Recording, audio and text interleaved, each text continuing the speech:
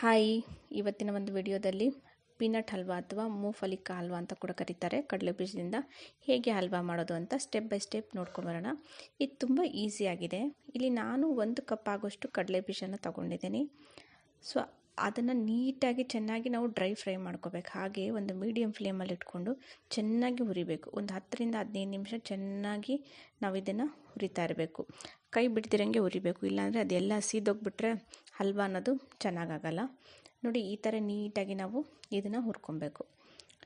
ಹುರಿದಿದ ಮೇಲೆ ಇದನ್ನೆಲ್ಲ ಒಂದು ಮರ ತೊಗೊಬೇಕು. ಆ ಮರಕ್ಕೆ ಹಾಕ್ಕೊಂಡ್ಬಿಟ್ಟು, ಕ್ಲೀನ್ ಮಾಡೋ ಮರ ಇರುತ್ತಲ್ಲ ಆ ಮರ, ಅದನ್ನು ಹಾಕ್ಕೊಂಡ್ಬಿಟ್ಟು ಒಂದು ಗುಂಡ್ಕಲ್ ತೊಗೊಂಡು ಇದನ್ನೆಲ್ಲ ಹೀಗೆ ನೀಟಾಗಿ ಸ್ಪ್ರೆಡ್ ಮಾಡಿಕೊಂಡು ಆ ಗುಂಡ್ಕಲ್ ಅದರ ಹೆಲ್ಪಿಂದ ಇದನ್ನು ಚೆನ್ನಾಗಿ ಒತ್ತಿ ಹೀಗೆ ಅದು ಸ್ಕಿನ್ ಔಟ್ ಮಾಡಬೇಕು. ಆ ಸಿಪ್ಪೆನೆಲ್ಲ ತೆಗಿಬೇಕು. ನಾವು ಹಲ್ವಾ ಮಾಡಬೇಕಂದ್ರೆ ಆ ಸಿಪ್ಪೆ ಇರಬಾರ್ದು ನಮಗೆ.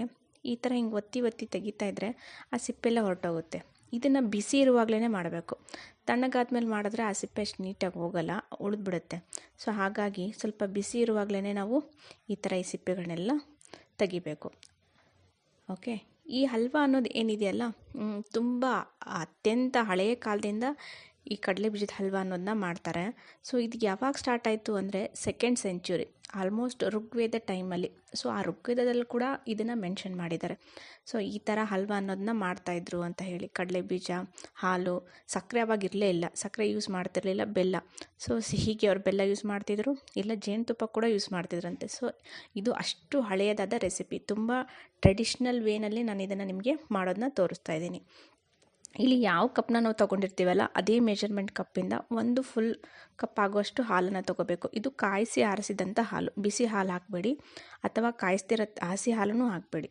ಸೊ ಈ ಥರ ನೀಟಾಗಿ ನಮಗೆ ಅದು ವಾಮ್ ಇರಬೇಕು ಸ್ವಲ್ಪ. ಓಕೆ, ಆ ಥರದ ಹಾಲಿನಲ್ಲಿ 15 ನಿಮಿಷ ನಾವು ಇದನ್ನು ನೆನೆಸ್ಕೋಬೇಕು. 15 ನಿಮಿಷ ಹಾಲಲ್ಲಿ ಈ ಕಡಲೆ ಬೀಜನ ನೆನೆಕ್ಕಿಟ್ಬಿಡಬೇಕು. ಆಮೇಲೆ ಒಂದು ಮಿಕ್ಸಿ ಜಾರ್ ತೊಗೊಂಡು ಈ ಹಾಲಿನ ಸಮೇತವಾಗಿ ನಾವು ಇದನ್ನು ಈ ಥರ ಪೇಸ್ಟ್ ಮಾಡ್ಕೋಬೇಕು. ಇದನ್ನು ಪೇಸ್ಟ್ ಮಾಡ್ಕೊಂಡ್ಮೇಲೆ ಒಂದು ಬಾಣಲಿಯಲ್ಲಿ ತೊಗೊಂಡು ಇದನ್ನು ಏನು ನಾವು ಪೇಸ್ಟ್ ಮಾಡಿರ್ತೀವಲ್ಲ ಅದನ್ನೆಲ್ಲ ಅದಕ್ಕೆ ಟ್ರಾನ್ಸ್ಫರ್ ಮಾಡ್ಕೋಬೇಕು. ಇವಾಗ ನೋಡಿ, ಫ್ಲೇಮ್ನ ಕಂಪ್ಲೀಟಾಗಿ ನಾವು ಸಿಮ್ಮಲ್ಲಿ ಇಟ್ಕೋಬೇಕು.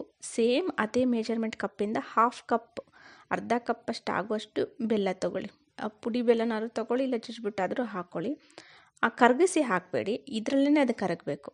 ಓಕೆ, ಇದು ಏನು ಇವಾಗ ವೈಟ್ ಕಲರ್ ಇದೆಯಲ್ಲ, ಇದೆಲ್ಲ ನಮಗೆ ಕಲರ್ ಚೇಂಜ್ ಆಗಬೇಕು. ಒಂಥರ ಬ್ರೌನ್, ಗೋಲ್ಡನ್ ಬ್ರೌನ್ ಕಲರ್ ಬರಬೇಕು. ಅಲ್ಲಿವರೆಗೂ ನಾವು ಇದನ್ನು ಒಂದು ಸಿಮ್ಮಲ್ಲೇ ಇಟ್ಕೊಂಡು ಇದನ್ನು ನೀಟಾಗಿ ಆ ತಳ ಸೀದೋಗ್ದಿರೋ ಥರ ಈ ಥರ ಹೀಗೆ ಕೈ ಆಡಿಸ್ತಾನೆ ಇರಬೇಕು. ಇದಕ್ಕೇನು ತುಪ್ಪ ಗಿಪ್ಪ ಏನೂ ಬೇಡ, ಯಾಕಂದರೆ ಕಡಲೆ ಬೀಜದಲ್ಲಿ ಎಣ್ಣೆ ಇರುತ್ತಲ್ಲ, ಅದೇ ಎಣ್ಣೆ ಬಿಡ್ತಾ ಇರುತ್ತೆ. ಸೊ ಈ ಥರ ನೀಟಾಗಿ ಇದನ್ನು ಹಾಗೆ ನಾವು ಕಂಟಿನ್ಯೂಸ್ ಆಗಿ ಈ ಥರ ತಿರುಗಿಸ್ತಾನೆ ಇರಬೇಕು. ಈ ಥರ ಕಂಟಿನ್ಯೂಸ್ ತಿರುಗಿಸೋದ್ರಿಂದ ತಳ ಹಿಡ್ಕೊಳ್ಳಲ್ಲ, ಅದು ನೀಟಾಗಿ ನಮಗೆ ಕಲರ್ ಚೇಂಜ್ ಆಗ್ತಾ ಹೋಗುತ್ತೆ.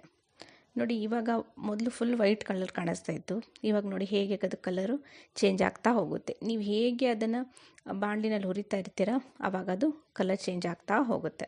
ಸೊ ಅದೇ ಬಿಟ್ಕೊಂಡು ಬಿಡುತ್ತೆ, ಆಯಿಲ್ನೂ ಕೂಡ ಅದೇ ಬಿಡ್ತಾ ಇರುತ್ತೆ. ಸೊ ಅದು ಬ್ರೌನ್ ಕಲರ್ ಬರೋವರೆಗೂ ಕೂಡ ನೋಡಿ, ಇವಾಗ ನೋಡಿ ಕಂಪ್ಲೀಟಾಗಿ ಇದು ಕಲರ್ ಚೇಂಜ್ ಆಗಿದೆ.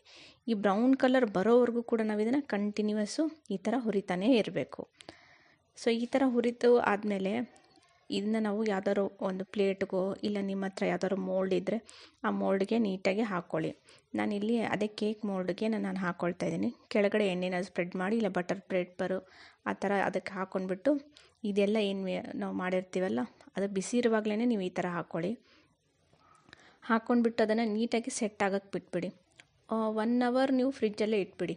ಸ್ವಲ್ಪ ತಣ್ಣಗಾದ್ಮೇಲೆ 1 ಅವರ್ವರೆಗೂ ಈ ಥರ ನೀಟಾಗಿ ಎಲ್ಲ ಕಡೆ ಹೀಗೆ ಈವನ್ನಾಗಿ ಸ್ಪ್ರೆಡ್ ಮಾಡಿಬಿಟ್ಟು ಇದನ್ನು ಫ್ರಿಜ್ಜಲ್ಲಿ ಇಟ್ಬಿಡಿ. ಫ್ರಿಜ್ಜಿಗೆ ಇಡೋಕ್ಕಿಂತ ಮುಂಚೆ ಕಡಲೆ ಬೀಜ ಸ್ವಲ್ಪ ಹುರಿದಿರ್ತೀವಲ್ಲ ಅದನ್ನು ಸಪ್ರೇಟಾಗಿ ಇಟ್ಕೊಂಡು ಚಿಕ್ಕದಾಗಿ ನಾವು ಕಟ್ ಮಾಡ್ಕೋಬೇಕು. ಚಿಕ್ಕ ಪೀಸಸ್ ಆಗಿ ಸ್ವಲ್ಪ ಕಡಲೆ ಬೀಜನೆಲ್ಲ ಈ ಥರ ಅದಕ್ಕೆ ಸುಮ್ಮನೆ ಮೇಲೆ ಡೆಕೋರೇಷನ್ ಮಾಡ್ಕೊತೀವಲ್ಲ ಆ ಥರ ಎಲ್ಲ ಹಂಗೆ ಹಾಕಿದ್ರೆ ನೋಡೋಕ್ಕೂ ಕೂಡ ಚೆನ್ನಾಗಿರುತ್ತೆ. ಸೊ ಅದು ಸ್ವಲ್ಪ ತಣ್ಣಗಾದ್ಮೇಲೆ 1 ಅವರು ನಾವು ಫ್ರಿಜ್ಜಿಗೆ ಹಾಕ್ಬಿಡಿ. ಫ್ರೀಝರ್ಗೆ ಏನು ಹಾಕೋದು ಬೇಡ, ಫ್ರಿಜ್ಜಲ್ಲಿ ಇಡಿ. 1 ಅವರ್ ಆದಮೇಲೆ ಈ ಥರ ಹೀಗೆ ಕಟ್ ಮಾಡ್ಕೊಳ್ಳಿ. ಯಾವ ಶೇಪ್ ಬೇಕೋ ಆ ಥರ ಕಟ್ ಮಾಡ್ಕೊಳ್ಳಿ. ತುಂಬ ಸಾಫ್ಟಾಗಿರುತ್ತೆ. ಹೇಗೆ ಅಂದರೆ ಅದನ್ನು ತಿಂತಾಯಿದ್ರೆ ಹಂಗೆ ಕಂಟಿನ್ಯೂಸ್ ತಿನ್ನಬೇಕು ಅನಿಸುತ್ತೆ, ಅಷ್ಟು ಚೆನ್ನಾಗಿರುತ್ತೆ. ಸೊ ಯಾರು ಡಯಟ್ ಮಾಡ್ತಾ ಇರ್ತೀರ, ಸಕ್ಕರೆ ಮೈದಾ ಇವನ್ನೆಲ್ಲ ತಿನ್ನಬಾರ್ದು ಅಂತ ಹೇಳಿರ್ತಾರಲ್ಲ, ಸೊ ಅಂಥವರೆಲ್ಲ ಈ ರೆಸಿಪಿನ ಟ್ರೈ ಮಾಡಿ. ಇದು ತುಂಬ ಈಸಿಯಾಗಿದೆ ಮತ್ತು ಮಾಡೋದು ಕೂಡ ತುಂಬ ಈಸಿ. ಮನೇಲಿ ಅದು ಇದು ತರಬೇಕು ಅಂಥ ಐಟಮ್ಸ್ ಏನೂ ಇಲ್ಲ. ಹಾಲು ಮನೇಲಿರುತ್ತೆ, ಬೆಲ್ಲ, ಕಡಲೆ ಬೀಜ, ಈ 3 ಐಟಮ್ ಇದ್ದರೆ ಸಾಕು. ಈಸಿಯಾಗಿ ಈ ಸ್ವೀಟ್ನ ಮಾಡ್ಬೋದು. ನೋಡಿ, ಇದನ್ನು 1 ವೀಕ್ವರೆಗೂ ನೀವು ಸ್ಟೋರ್ ಮಾಡಿ ಇಟ್ಕೋಬೋದು. ಅಲ್ಲಿವರೆಗೂ ಇದೇನೂ ಕೆಡಲ್ಲ.